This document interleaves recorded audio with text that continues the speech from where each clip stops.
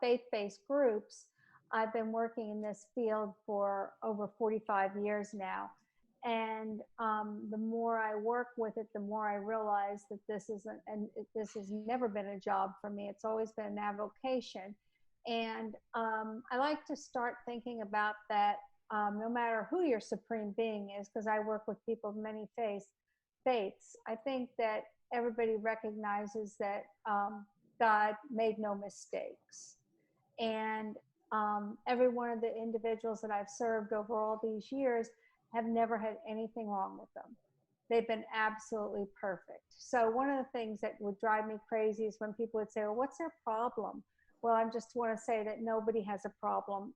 Everybody that with a differing ability is made in God's likeness. And the more we take time to figure out how to support people that are different, the more we're understanding our Savior. So I'm so happy to be here. I'm really glad, Liz, that you opened with a prayer, because I think it's really important that we focus on the fact that we are all made perfectly. And you're going to hear that and see that as you meet Joe and you meet Logan. You're going to see that they're perfect and they're made just the way they're supposed to be. And I think that's just a really important thing to consider when you're talking about people that are different. And don't ever say what's their problem, because nobody has a problem. So with that, anyway, that's a little bit of my apostolating, I guess, right there, but this is a good group to apostolate with. So I've worked with this group for, I don't know, how many years, Logan? Logan, just say unmuted now. Joe, unmute. Thank you. I think it was like 3 or 4, isn't it? Okay, so yeah, and I've known them for a long time. And the group, we brought them together specifically because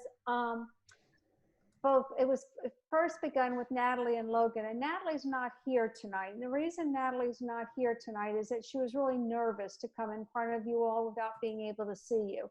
And so that's another thing, just to respect and understand that this is a really scary thing to do. And so she chose not to do it, and we totally respect her for that. But I brought Natalie and Logan together for the first time because they were in need of friends. They were in need of, their friends were growing up and they were moving away, and they just needed good friends that they could trust. And that was what the group first started for, was only that friendship relationship. And so we've really expanded and changed, and we've added people, we've taken people away, they've moved, they've gotten jobs that didn't fit into the schedule, whatever. But that's what we are. We're just a group of people that come together to help and to support each other. And we are not a social skills group. People go, oh, are you a social skills group? Absolutely not. And when I ask what the difference between us and a social skills group is, we are not here to fix anybody. And social, something to add to that, Joe? Nothing to fix. Yes, we have nothing to fix because we're perfect, but we know. It ain't broke, don't fix it, right? Right, Joe. So anyway, that's kind of how we are. That's what we do. We just are together. We meet. We were meeting weekly. COVID has done some things to our meeting, but we still are there for each other. So I was gonna let Joe and Logan introduce themselves. So Joe, you want to start? Sure. Okay. My name is Joe Sanchez. My diagnosis came at the early age of 6. And I used to work at a movie theater until COVID hit the fan. But my true passion is music. And I play several different instruments, and I'm very proud of having 3 different degrees from Cedar Valley College, Community College, and near where I live. And I play a multitude of instruments, I say, and I have had to overcome seemingly insurmountable obstacles to get to where I am now. Joe, you want to talk a little bit about what you did with Richland College? I think that's pretty impressive. Oh yeah. So this summer I couldn't really do anything because of COVID, but the previous 2 summers I did some arrangements for the Richland College Steel Drums Ensemble. And you got paid for it, right? Yep. How many arrangements have you done? So far, 5. And But you've I been have, paid. but there got more where that came from. How many instruments and what instruments do you play? Keyboards, percussion, drums, bass, guitar, and vocals. Okay. You want to talk a little bit about your bands? Yeah, I'm a member of 2 bands, although right now one's kind of in limbo at the moment. The one near me, because of COVID, we haven't been able to get together hardly, let alone perform.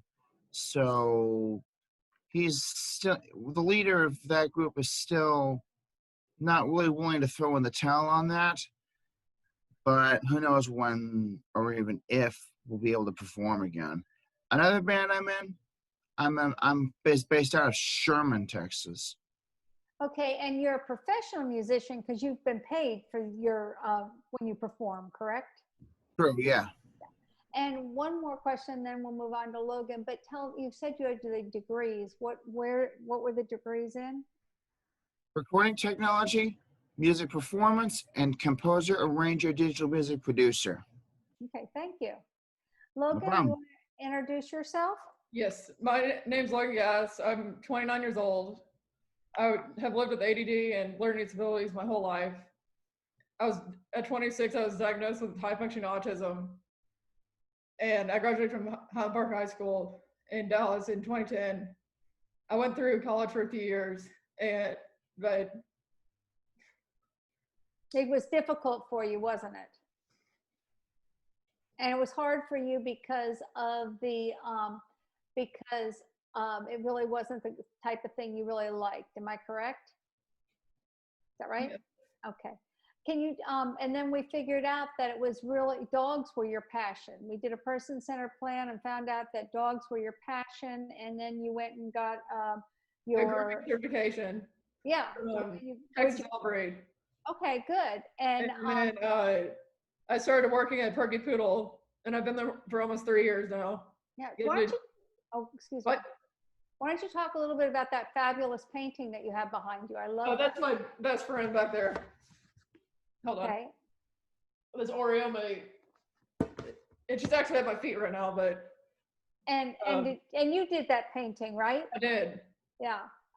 And you've enjoyed all your different art and painting type. Yes, I have, and photography, so doing a lot of different stuff. Okay. Let's talk a little bit. Can we go on, or do you have anything else to add, Logan? Oh, and I also have a nephew that's 4 months old. Yeah, that's what you're fixated on now. Yes, I am. That's your fixation, right? Logan, do you get fixations other times? Yes, I do. Well, with dogs and it's mostly animals and Grayson now. Right, and you used to have a fixation on fishing, didn't you? Yeah, that was a long time ago, though. Right, but you kind of those are things that you kind of get stuck on, and you really like them, right? Yeah, well, it's kind of turned out like my nephew. I mean, he's the cutest thing in the world. Yes, I know. We get you're fixated. How many pictures do you think we get a day, Joe, of her nephew? Probably everyone they send. Sometimes quite a bunch. Yeah, we've seen every step of his way. Okay, great. Well, let's talk a little bit about COVID and the pandemic, because Joe, you touched on it, but we used to meet every week, and we would meet over Monday. Yeah. And now with COVID, we can't. But it's really caused some major changes in all of our lives. Joe, how, besides not being able to practice as much or and perform, how else has COVID affected you? Well, right now I don't have a job. I'm unemployed and I'm currently collecting unemployment benefits for that. But it's been tough at times. Mm-hmm. And you live on your own, right? I do. And I get bored easily at home. Yeah, it's been really tough, hasn't it? And you and I've called and we've talked about some of that sometimes. Yeah. And Joe, if you don't mind, let's talk a little bit about that loss of job. When you lost your job, one of your big fears was that you wouldn't be able to get it. Tell them where you worked. I worked at the Cinemark movie theater at Webb Chapel and 635 for almost 5 years. And so it's not a job that's going to be opened up real quickly either. Yeah, no matter how much I'd like it to be otherwise. And you and I've talked about some of your concerns about looking for another job. And what have been some of your concerns about looking for another job? Well, that I may have to lose this. My Right. hair. Yeah. Your identity. Yeah, it's your yeah, Logan, that's right. That's what he says. Why is that hair so important to you? It's because it's part of my identity now as a rock musician. Okay. Yeah. And so that's one of the things we've talked about is that we look at look at a job where you could have the longer hair, right? Yeah, where I could keep the longer hair and not have to lose it again. Yeah. You had to have it cut off for a job you had previously, right? Yeah, twice actually. From my career job, which I had to keep short pretty much all the time, which I hated. And then I had to lose it for my job interview for Cinemark, and I initially kept it short, but then somebody else, another man, had long hair, so I figured, what the heck? Might as well grow it out again. And no one complained. Right. So there you go. Logan, what about COVID? How has that affected you? I didn't work for a month and a half almost, and I missed it, but I didn't realize we weren't essential at that point, so we couldn't stay open. Okay. So And then also we had a scare at my work because someone got the virus, and I almost didn't get to see Grayson, my nephew, and so it's just not being able to see him as much as I want to. Yeah. And travel as much as I want to, but.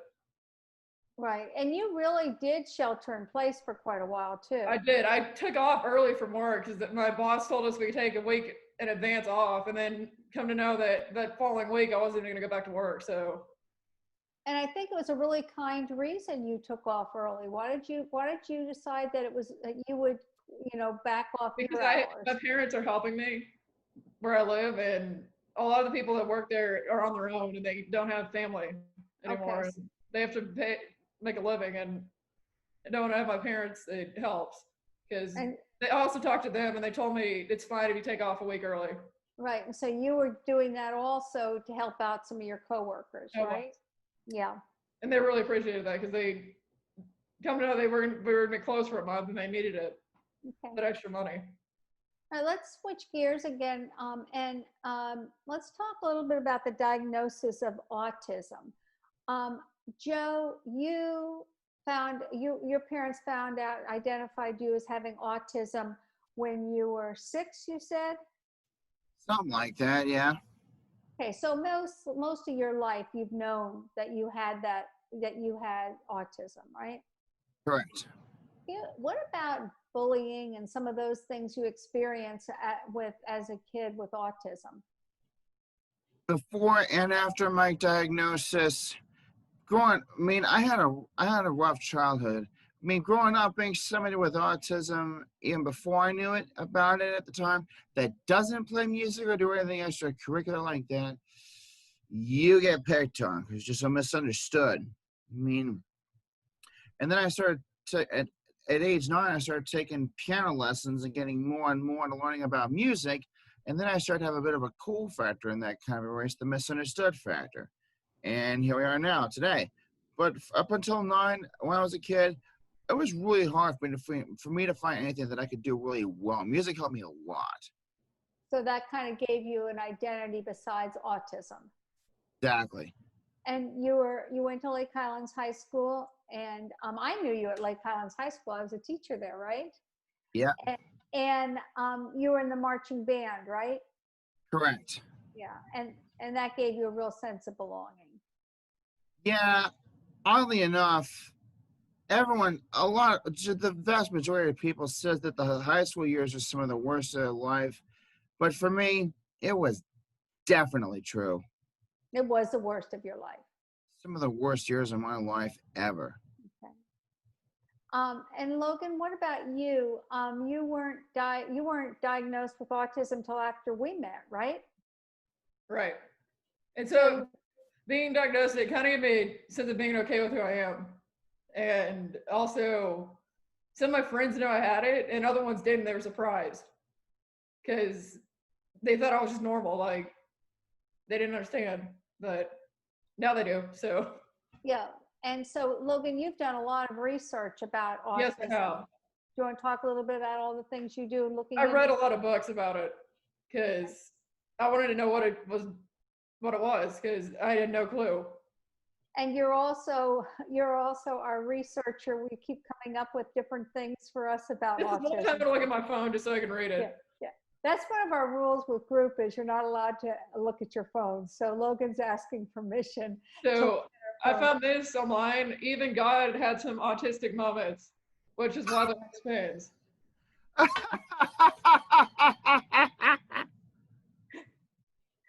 That's So I don't know else thought that was funny, but it was funny. And you are always sending us these little zingers, aren't you?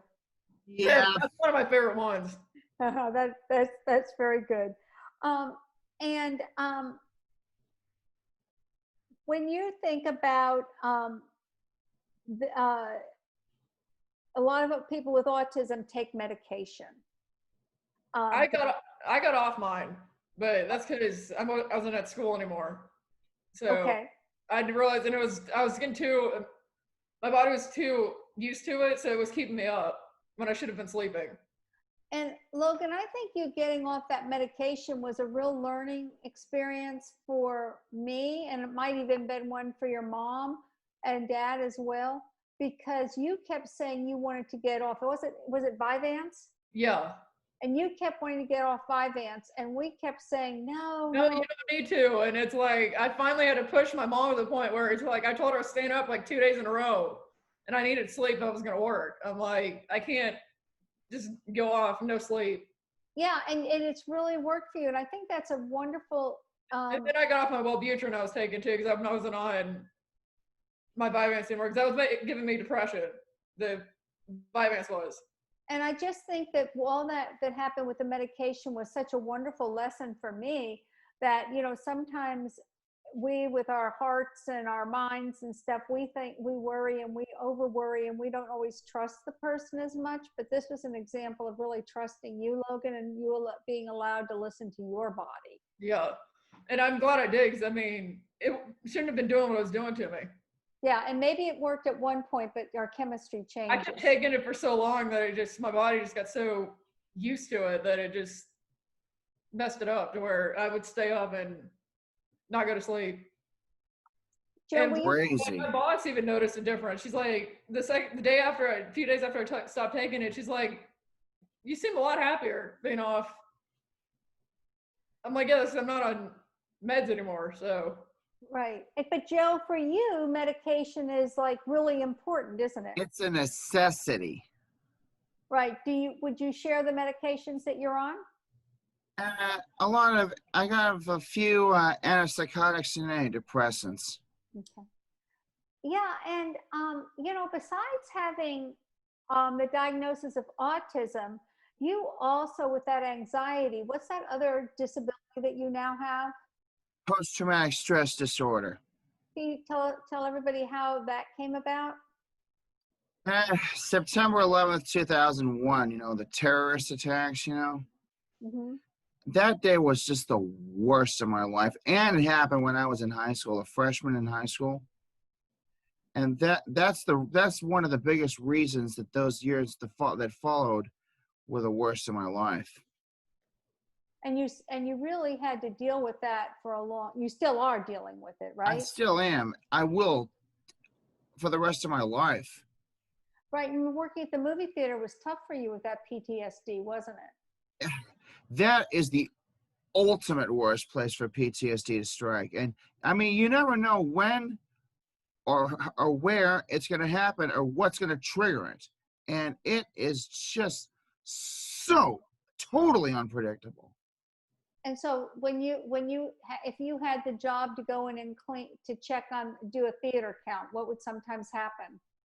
Well, I'd walk in on a scene or three on the movie screens that would trigger a bad memory, and sometimes it would get so bad that I would verbally take it out on the nearest coworker, and I start crying and later and apologize and shake hands and do all that stuff.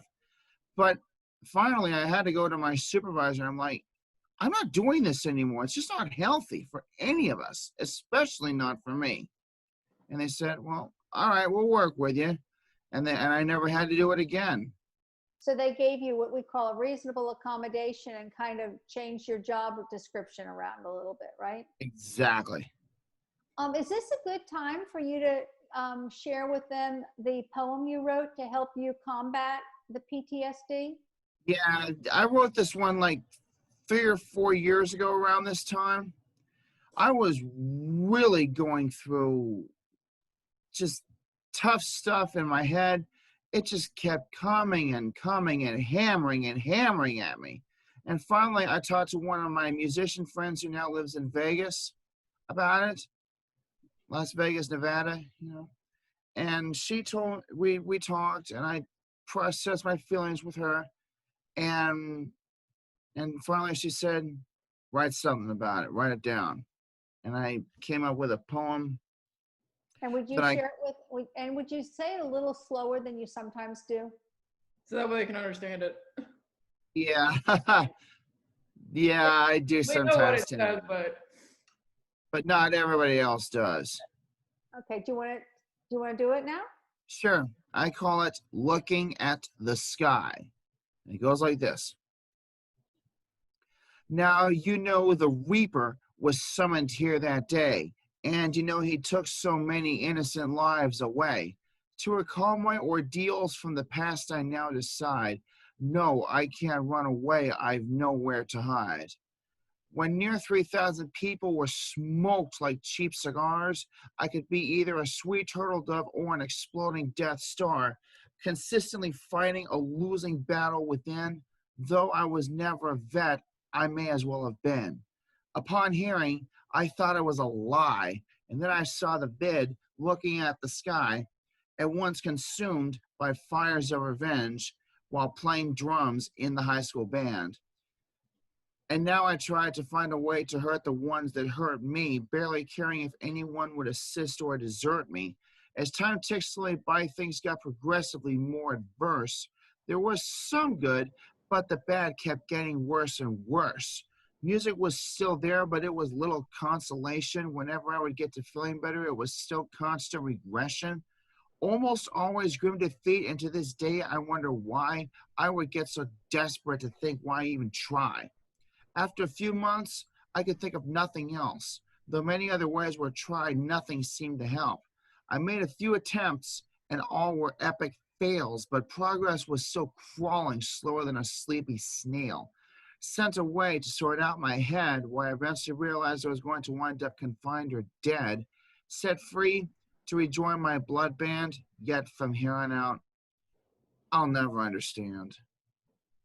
Thank you, Joe. Every time I hear that, it just gets my heart.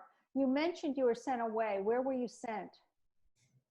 My parents took me up to a group home that was owned by Camelot Schools LLC in Illinois at the time, Chicagoland, Illinois, and specifically Palatine, north of Chicago.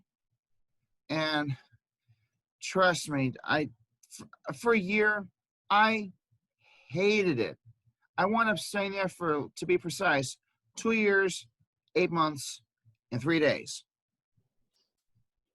Yeah, but then did it help you a little bit though?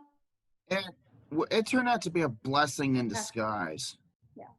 So as hard as it was, that was a real act of love your parents did. Yeah, which I eventually came to realize. Yeah, you've got a great relationship with your mom. I really do. We talked a little bit about self-advocacy, Logan, when we talked about your medications, but I also think you did a really great job with self-advocacy at work recently. Don't use names, But I why know. don't you tell the story about what you did about self-advocacy when there was somebody there kind of bullying you? I went and talked to my boss, and we took a walk, and she ended up switching me to another groomer that was nicer to me, that actually enjoyed working with me, and could see all my talent of how great of a bather I am. And she hasn't had really any complaints. So And I sometimes step in and I help out at work sometimes, but in that you case, haven't needed to. I usually text you if I think you need to check in, but I haven't needed that since. right, I always ask if you want me to, and you said no. We talked about what you were going to do. You kind of practiced it with me, and then you went and you asked her, and it worked out perfectly, Yeah. right? And So then this- also, if I need anything at work, I just my boss Leah and I go walk around the building and just talk, just to get away, so I can talk to her without people knowing and Right, hearing and stuff. And so this theme of bullying is something that continues to go on in some ways because, Joe talked about it in high school. And then, you're talking about that. That just happened after COVID even. That's real recent. But you also had some experiences of kind of being bullied by a I was teacher. taken advantage of by two girls that one I used to work with, and it got so bad that my boss had to let her go. Right, and that leads into that question about guardianship as well, and the idea of guardianship, because that really played into that part of bullying. Yeah. Joe, do you have any support? Do you have any legal support in your decision making? I do not believe so. No, but when you need to make a decision, who do you weigh things out with? Mom. Yeah, your mom and you really go through a lot of things with that. We really do. But Logan, I remember when I met you through an attorney, as a matter of fact, when your family was looking at guardianship. Talk a little bit about that guardianship and how that played out. I'm glad they have it, honestly, because the biggest thing is I'm too nice, and it's easy for me to be taken advantage of. And with them having the power to come in, the girls that were really mean to me, they were living here without paying anything, and that's why my parents came in and they kicked them out. And of course, they got all mad at me for it, but. Well, Logan, excuse me, let's talk about that mad part. Who did you get mad at about all that? My parents. And me? Yeah. Yeah, because you knew in the heart of hearts what you were doing. I know. Tough love.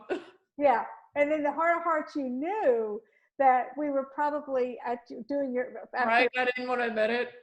Yeah, because you had to figure. I hate admitting when people are right. It's like the hardest thing for me. Right. But that was a bad situation. You were also kind of bullied when you were working and getting your grooming. Yes, I was. I had a teacher. I'm not going to say what his name was, but I cut a dog's fur wrong, and he basically called me an idiot because I didn't know what I was doing. And instead of showing me what I did wrong, he just basically, at that point, I just stopped having motivation to even get through school, through the certification. It was a lot harder for me. Yeah, because he kind of attacked you, right? Yeah. Yeah. And they weren't, and then that was a place they also weren't well equipped to work with someone like me. Yeah, one of the lady that worked there, not the one that owned it, but the other teacher that worked there, she took me under and trained me, helped me learn more. She came over to our house a couple of Saturdays and did dogs with me and had me work that way. And she's like, this is how you may have to learn. I mean, I don't mind training you. And what's the best way you learn? Let me know when I make a mistake, but also let me watch you so I'm not doing it again. Because if I can't, or show you what you just did or whatever, because I can't just repeat whatever you did. And it's true, you need to be shown how to do something several times, right? Yeah, I do. Yeah. And people just have to recognize you can't just show it once, right? Right. And that was one of the challenges that you had at the grooming school. Right. You came in so many times, and without you, I probably wouldn't have ever graduated from there. Well, it was with your, but you stuck with it. That was the Yeah, biggest. but I know, but with a lot of your help. Well, and you know, I always say that behavior is communication, and that we can tell what people are thinking. And Logan, you're a great example of, like, when with your parents and with the girls that moved in with you, your communication to your mom and dad and to me was a lot of yelling at us. Yeah. Which was that was your behavior, and you were communicating. So we're always looking at behavior as communication. Joe, how do we know, what does Logan do that we know as far as her behavior? Her, When I'm upset, more like it. What does Logan do when she, her lower mouth starts to stick out involuntarily like this. Doing so, mom will be like laughing if I do that. Or like, and she starts to quiver. I told her she looks like a rabbit lip. Her lip starts to, or a squirrel. I mean, okay. And then what does she do? That's crying. And does she cry sweetly? Oh no. it's ugly. It's like my mom. She cries ugly too. And so, Logan, when you start crying, what do we do? Leave me alone. Right, just leave you alone. And how long do you usually need to It usually takes like a minute, maybe at the most. Sometimes it takes longer, but it depends on how upset I am. And should people come up to you and say, Logan, are you okay? No, I hate that. Okay, and Joe, when you are upset, what do you do to help with that? When you feel like, you kind of talked about it at the movie theater, but when you get upset, what type of things do you do to support that? Man, oftentimes I just had to put on some music in my ears, And that would calm you down. drown everything out, and they would just get me under control. Yeah, and so we also, as a group, we have a few rules that we have. We have a few rules that we like to follow as far as people joining us, and our group is something that's kind of loosely fit. But when we think about the rules that we have for the group, Logan, one of the things is accept instructive feedback. And we don't even call it constructive criticism or constructive feedback. We call it instructive feedback. Can you talk a little bit about what that looks like? It's just to help us to improve in whatever we're doing that's not like right or whatever. I mean, like, or if we need advice on something. Okay. Do you remember the conversation we had not that long ago about empathy? Yeah. Like, I mean, I do, but I don't know how to explain it. Well, you all were not listening to each other. Or we also were listening to what Joe had to go through too. Yeah, and we're not going to go into that, but you and Natalie were kind of stuck on your story. And we're even paying attention to you or Joe. And yeah, and Joe and I both were having some tough stuff we were going through. Yeah. And so we had to have a big conversation about empathy and how to help and support each other. Right. Right. And we talked about, the difference of sympathy and empathy. Yeah.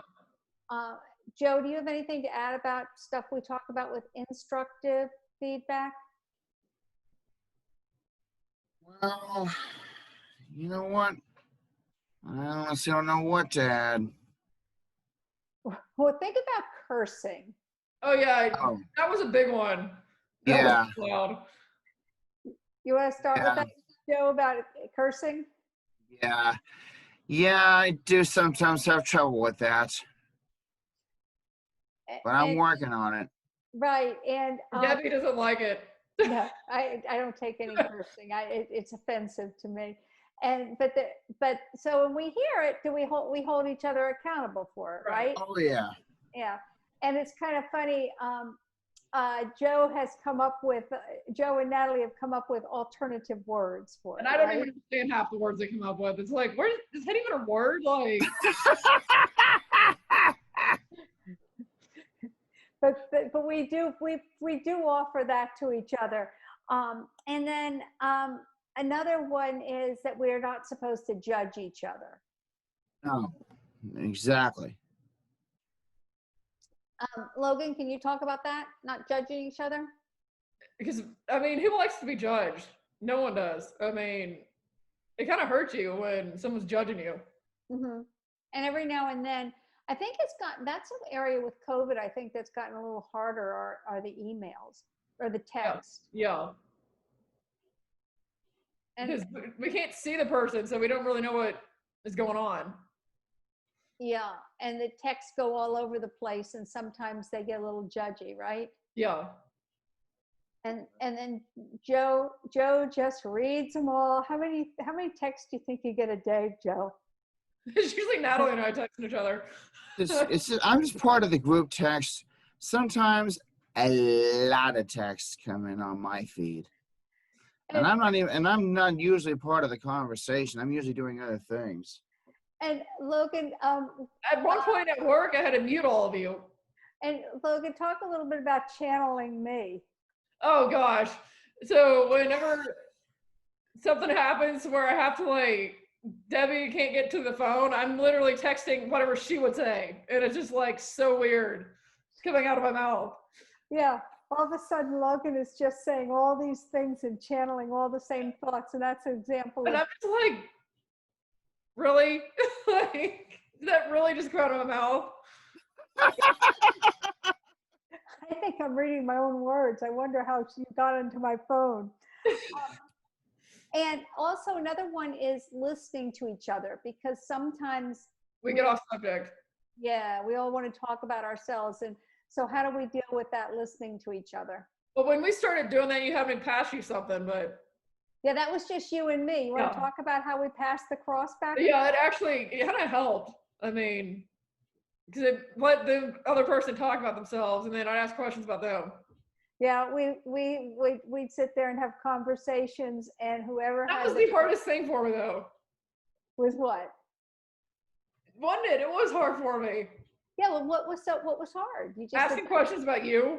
yes, it was really hard for you to not talk only about yourself, right?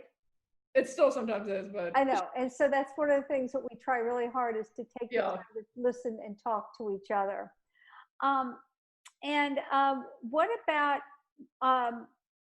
What about the idea of if a new member is going to come into our group? What do we do? you usually have me meet the person just because I'm a little more open to meeting people. And then I tell Joe and Natalie if what I think of the person, and they decided they want to have them sit down or virtual meeting. Yeah, and before anybody joins, We all have to agree. yeah, and we've got It has to be unanimous. right, and we have to have and then I do the person-centered plan first, so that you all can kind of get to know the things that are important to and important for them. Joe, before you came in the group, they wanted you in the group, but there's one thing I said you couldn't do if you came into the group. Curse. That was the one thing he was not allowed to do if he joined He's the done group. so well with that. Yeah, he's done better than some other people in the group. Hey, you hardly ever hear me. Right. He's done, but you really haven't because of that. Let me see if is there anything else that because we're about ready for questions, because we're going to go till quarter You till. tell them about our golden dreams or no? Oh yeah, sure. Thank you. I didn't know if you wanted, I'm just looking at the list. That's why. Okay, well, you want us to talk about the goals? Or the strengths that we've got, or that I know Joe was going to talk about that one. Joe, you want to talk about what some of your strengths are, or do you want to talk about your goals? Strengths, music, and the ear that I have for it, and the ability to arrange and play by ear. But I can also read sheet music. And you write it. And I can compose it too, yeah. Amateuristically, but I do it nonetheless. And Joe, I had known you through high school, and then you had gone through the transition program in Richardson. And then your mom called me much later after you were in your 30s, and she called me and she asked for help. And what was the goal you were working on when we re-met? Moving out. And was moving out easy or hard? It was very difficult. And what was it? Why was it so difficult? Well, the thing is, I up to that point, I lived with other people all my life, especially my mom and my dad when he was alive. And now I have my mom still, but I didn't want to do it. And your mom really was the one that said you can do it, and she, came up with a plan that you would accept, right? Right. And now, what do you pay for with your apartment? Well, let's see. I pay for my internet and my electricity. Okay. And you get SSDI, right? SSDI, correct. Yeah, because of your father's death. And Logan, you moved out, and how do you pay for your place? I pay my parents half my paychecks every week, and it doesn't cover everything, but it gives them some money to go back to what they're paying for. And Logan, you and I meet monthly, and we're meeting Monday, and we're looking. Budgeting, yes, and that's helped a lot. Pardon me? That's helped me a lot because it makes me realize where I need to stop spending so much money. And what is your goal with your budget? At some point, to have enough money so whenever my parents aren't around, I can at least live on my own. But what's your initial goal right now? now? Oh, and also not to get out so much. And you're trying to not to spend so much of my parents' money. Right. That's the big thing, is that you're looking at what can you pay for out of your checking account, that's your money you earn, versus the credit card that your parents cover. That's but do you think you've become more aware of the money? I have. Yeah.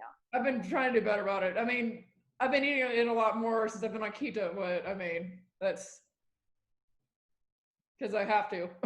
Okay, good.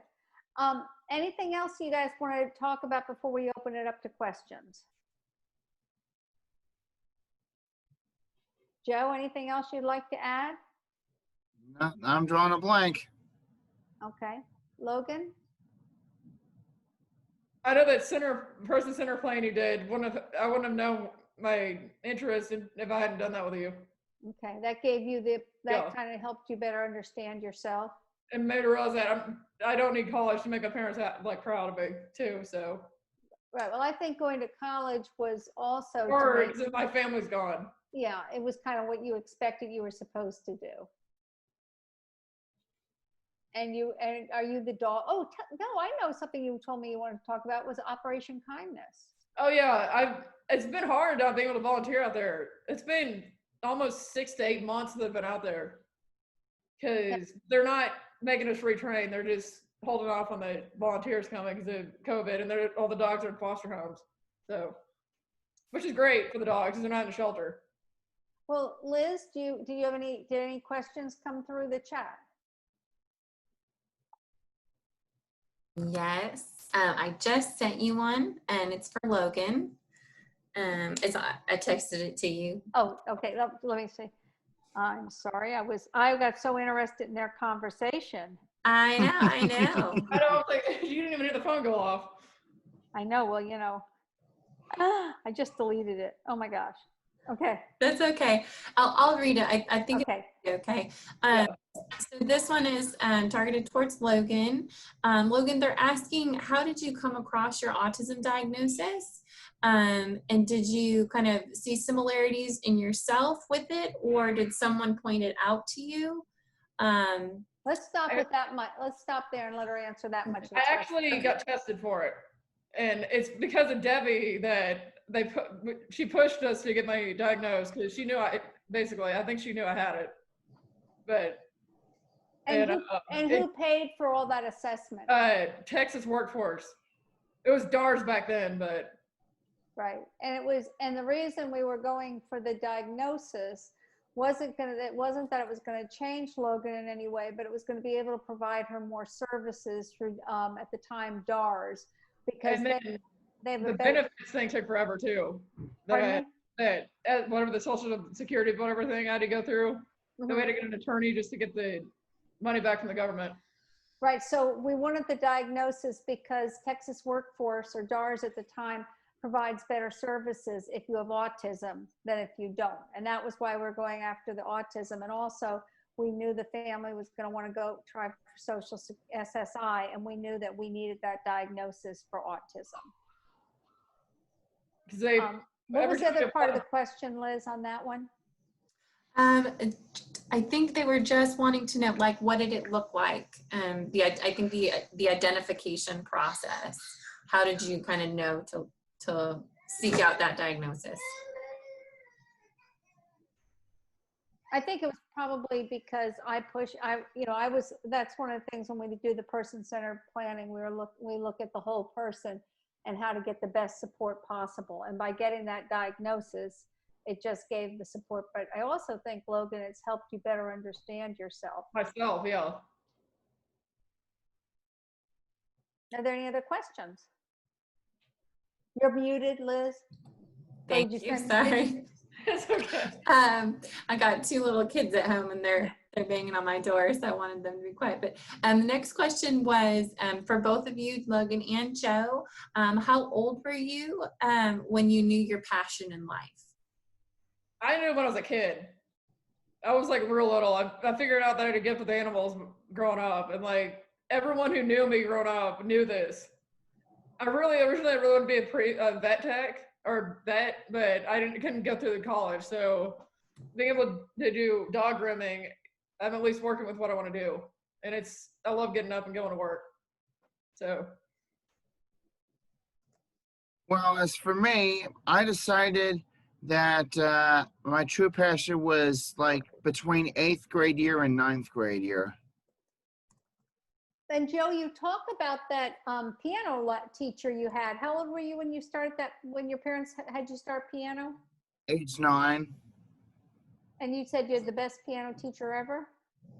She's the only teacher I had in terms of piano, but I owe everything to that old lady.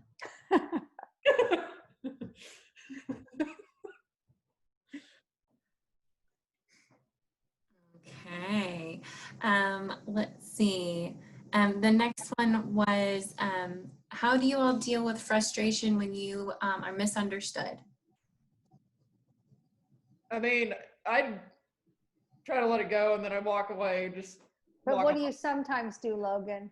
I get really annoyed. And then what do you do? Get really mad. And then what do you do? I probably end up crying sometimes, but Yeah, you end up crying is what you do. Joe, what do you do? When you get me mad, it's like. Joe, what about you? Do you ever feel like you're not being understood? Well, I don't know, maybe sometimes, but oftentimes I don't understand other people, because one of my biggest things about me, quirks, if you will, is the inability to recognize when someone is being serious or whether they're just being sarcastic or jokey or what. Because I really, really, really take stuff way too literally. It's just a gut instinct of mine. And I have no idea how that happens, but I've learned to live with it. But that's one of the things too that I love about you too, Joe, is that when we do joke around and we say things, and if you don't understand it and you're taking it literally, we can look at your face and kind of see it, but sometimes you just even ask and you tell us you don't understand what we've said. Uh-huh. And then sometimes I notice and I tell him she was joking. Like, it's supposed to be funny. I can catch on to your sarcasm faster than I think him and Natalie. Then I can catch on to anyone else's. Yeah. Wait, I am a slug when it comes to catching on to stuff like that. I am a sleepy slug. But you have a sense of humor. Yeah, you do. Well, I do, but I don't recognize when other people are doing it. Right. Other questions, Liz? Yeah, I've sent you one, and then I've got another one that I think is good. Okay. This one is for both of you again. How has knowing each other, and Natalie, I know she's part of your group as well, how has knowing each other kind of helped you guys walk through life? It's just, for us, if we have a problem, we talk to each other and try to walk the person through it. And if we can't, I end up texting Debbie to call her because she usually can talk them through. But Yeah. just having someone to be accountable to that can help you through things. Exactly. And the friendship's a big thing too. What, Logan? Friendship's a really big thing because we Huge. trust each other. And when it's a really tough question and you're not sure, you'll I'll ask you because I'm like, how do I respond to this? Because I don't understand. Like, I don't know the right way to say something.